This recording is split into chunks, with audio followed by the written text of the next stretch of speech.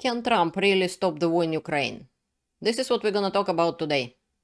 Amid claims, especially recent claims, that Donald Trump could end the war in Ukraine in one day, let's dive into the facts. Hello there, I'm Elena, welcome back to my channel Enough of Propaganda. Let's make truth available to everyone. This is what we're doing on my channel. I'm Russian-Canadian, who was born in USSR, and who did extensive research of the war in Ukraine since the beginning of this war, which was in 2014. And this is what we will discover today. Can former president of the United States, or a new president of the United States, stop the war in Ukraine in one day? As I always say on my channel, you're welcome to verify information. So let's look at the facts and let's go to the source. If we're talking about Donald Trump, you're not gonna listen to my blah blah blah, what he said or maybe said. Let's listen what he has to say himself. If I were president, and I say this, I will end that war in one day. It'll take 24 hours. I know Zelensky well. I know Putin well. I would get that ended in a period of 24 You can break that deal. 100%. It would be easy. That deal would be easy. This video was filmed in May 2023, at least published. And still, since then, Trump didn't change his mind, he keeps saying the same thing. Just to remind ourselves a timeline, Donald Trump was the 45th President of the United States from 2017 to 2021. May I remind everyone that the war in Ukraine started by a Russian attack on Crimea on February 20th, 2014. So this is the medal which Russian Federation issued for returning of Crimea. And at least since 20th of February 2014, Russia attacked Ukraine. This is when the war started. This is my video Who and When Started the War in Ukraine, where you can find out everything you need to know about the beginning of the war, including here Putin say that there is no issues in Crimea. Russia has long recognized the borders of modern-day Ukraine, which is in the borders of 1991, when the country's former republics of the USSR got independence. Everyone knows. Everyone knows. Even Democrats, they say, well, we agree that Putin would have never gone in. He would have. I told him, you're not going in. Putin would have never gone into Ukraine. Meanwhile, Putin was not only already in Ukraine since 2014. He was killing people there, murdering and torturing, and it was all going on. And Trump knows that. This video is from 2022. Yesterday, reporters asked me if I thought President Putin was smart. I said, of course he's smart, to which I was greeted with, oh, that's such a terrible thing to say. The problem is not that Putin is smart, which of course he's smart, but the real problem is that our leaders are dumb. Dumb. So dumb.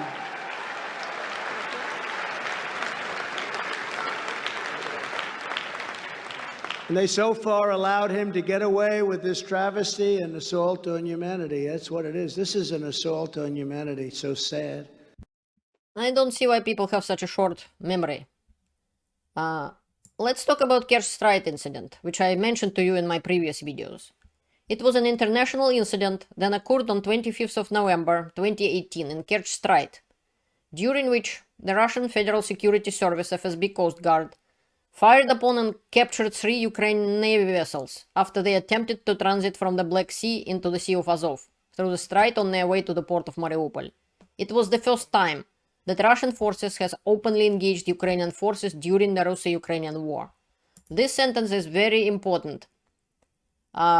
This was the first time when Russian military forces openly attacked Ukrainian military forces. Before, Putin was pretending all those little green men in Crimea wasn't Russian army, until he admitted that it was, and this and that. But this was wide open attack. This was showing how it happened. So it was like tugboats and a couple of gunboats. Давай, молодец. Дави его справа. Дави справа, блядь. Дави, я его здесь приму, блядь. Прижимай, руль прямо. Есть руль прямо. Давай, давай, блядь. блядь, прижимай его, блядь. Лево 5, лево 10, стоп машина! Стоп машина! Есть лево стопе. Лево на борт! Есть лево набор. Руль лево набор. Назад! Назад, блядь! Назад! Даю назад.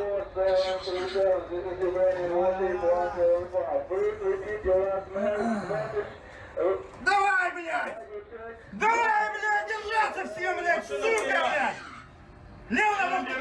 Бортов.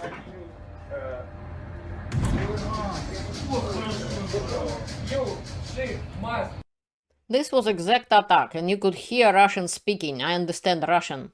I am Russian. Russian Canadian. So they wanted to attack these ships. And eventually Russian ships even bump into each other later.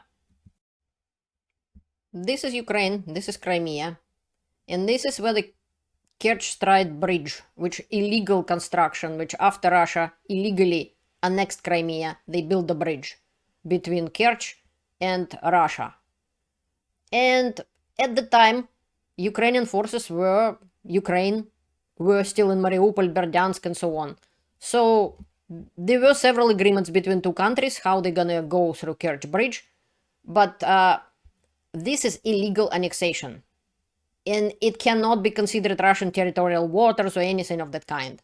The point is, it was the first time when Russia attacked Ukrainian ships, which came from the port of Odessa and wanted to go through the strait to the port of Mariupol. This is the article from Guardian. You could read about this, what happened. And this was huge escalation on Russian part. And so two vessels and the tugboat trying to go through Kerch Strait Bridge, they were stopped and attacked, as you can see. Russia put a whole bunch of claims that, oh boy, Ukrainians didn't warn us, this and that. We know how much Russia lies, and it was said that Ukraine warned them, Ukraine said that they're coming.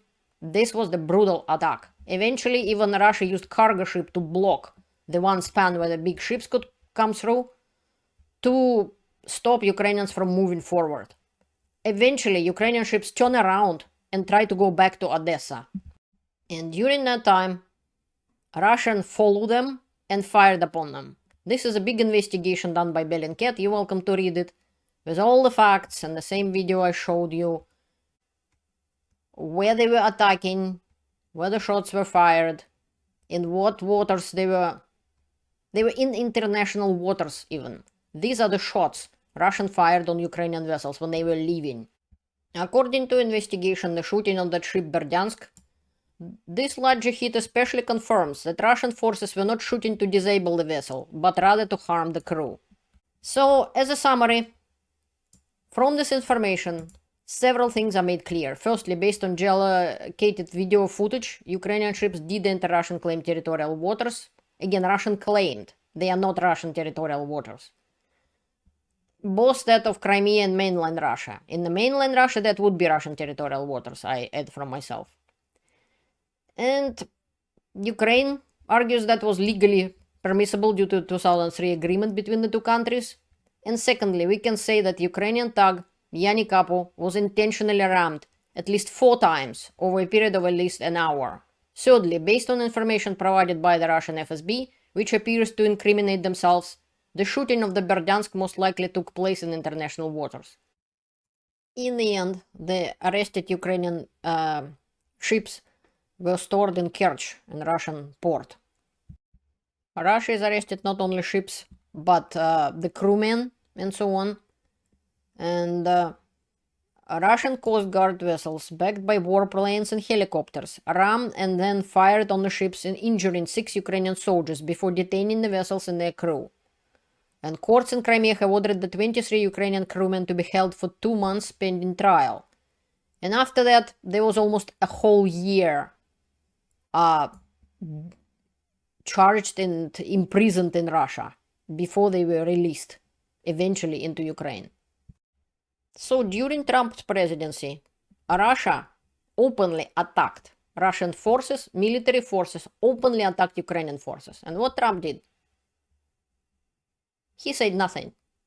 He was still continuing to go to the G20 meeting and meet Putin, which eventually was cancelled. Eventually. Still to this day, I don't see Trump saying anything, condemning Russia, and saying that it's always bad. There was the statement from the United States Embassy and press release by Pompeo the next day in 2018. Again, United States expresses its deep concern, which was huge escalation. It wasn't Trump personally who said that. This is my footage from Sloviansk in 2014, which was happening situation exactly like in Bucha. This is American journalist Simon Ostrovsky, which I used somewhat of his footage and footage of Vice News, who was filming there when Sloviansk was liberated by Ukraine. They find it the same mass graves, and the same war crimes was happening there, and so on. And Girkin Strelkov admitted it. Girkin Strelkov personally was executing people just because they stole a pair of pants and a t-shirt from somebody's house. Russia was committing war crimes back then, and war was going on. Almost 5 years the war in Ukraine was going on, and Trump is saying, Putin wouldn't do it if I would be a president. He already was a president, he had a chance to stop this war in one day, and he didn't take it. So, let me know in the comments, what do you think about this? He is lying? Maybe he's enjoying what was happened in Bucha, in Sloviansk, and other places. Maybe he like it. Well, no big deal. This is Ukraine civilian casualty updates on 31st of July 2023 by United Nations. And we're interested in this graph. 2014, 2,084 people, civilians. 955 people, 2015. 112, 2016, 17. People were dying. People were getting killed, tortured. And even Simon Ostrovsky himself, that journalist I showed you, he was arrested by Russians and thrown in the basement, and where he was tortured. American journalist. And Trump is saying, Putin wouldn't do anything.